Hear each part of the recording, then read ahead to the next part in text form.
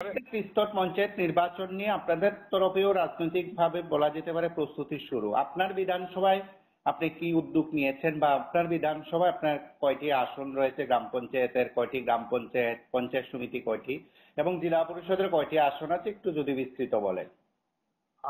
আমি আজ যেটা চণ্ডীপুর বিধানসভা মূলত দুটা ব্লকে বিভক্ত। একটা হচ্ছে চণ্ডীপুর ব্লক, যেটার মধ্যে রয়েছে আমাদের 16টা গ্রাম, এবং যেটা গৌরনগর ব্লক, যেটাতে কৈলাসহরের রয়েছে 20টা গ্রাম পঞ্চায়েত, যার মধ্যে 15টা কৈলাসহর বিধানসভার অন্তর্গত, 5টা হচ্ছে চণ্ডীপুর বিধানসভার অন্তর্গত। দুটো পঞ্চায়েত সমিতি আমাদের, একটা চণ্ডীপুর পঞ্চায়েত সমিতি, একটা গৌরনগর পঞ্চায়েত সমিতি।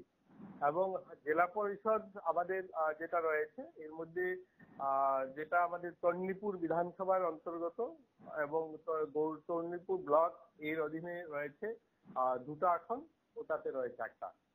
তো সব মিলিয়ে আমাদের কাজ চলছে। আমাদের বুথ করে যারা কার্যকর্তারা তারা তৈরি আছে নির্বাচনের জন্য, এবং তারা তার প্রস্তুতি বিভিন্ন সাংগঠনিক দিক সেগুলো দিকে এগোচ্ছে তারা। সেদিক থেকে এবারের নির্বাচনকে আপনারা কিভাবে দেখছেন এবং কোন কোন বিষয়গুলোর উপর আপনারা গুরুত্ব দিচ্ছেন?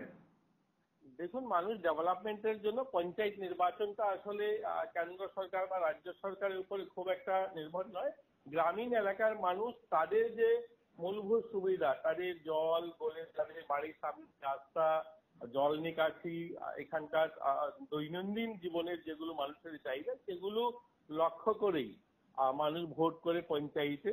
তো আমি আশাবাদী, যেভাবে লাস্ট 5 বছর ভারতীয় জনতা পার্টির পঞ্চায়েতে আমাদের পঞ্চায়েত সমিতি, জেলা পরিষদে যেভাবে কাজ করেছে, গ্রামীণ রাস্তার, সড়ক উন্নয়ন, জলের যে পরিষেবা, আপনারা জানেন জল জীবন মিশনের মাধ্যমে বাড়ি বাড়ি জল পৌঁছানো, প্রধানমন্ত্রী আবাস, এই ধরনের সার্বিক যে মানুষের মৌলিক যে চাহিদা যেগুলো, সেইগুলো পূরণের লক্ষ্যে যেভাবে ভারতীয় জনতা পার্টির পঞ্চায়েত স্তরে কাজ হয়েছে, সেগুলোর নিরিখে এবার ভোট হবে।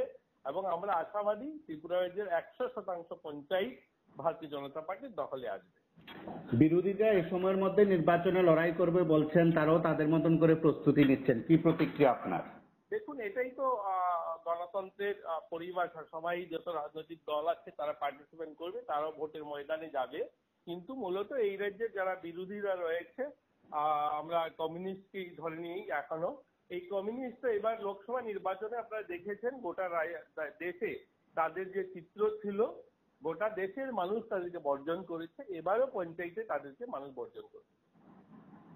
তার পাশাপাশি আপনাদের তরফে যে ত্রিস্তর পঞ্চায়েতের যে রণকৌশল, তার মধ্যে আপনারা কোন বিষয়টাকে প্রচারের আলোয় রাখতে চান?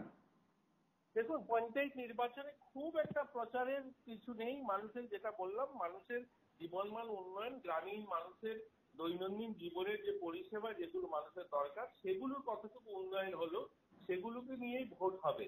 এবং এইগুলো ভারতীয় জনতা পার্টি 5 বছরে যথেষ্ট পরিমাণ, এটা যে প্রচারের খুব একটা কিছু নেই।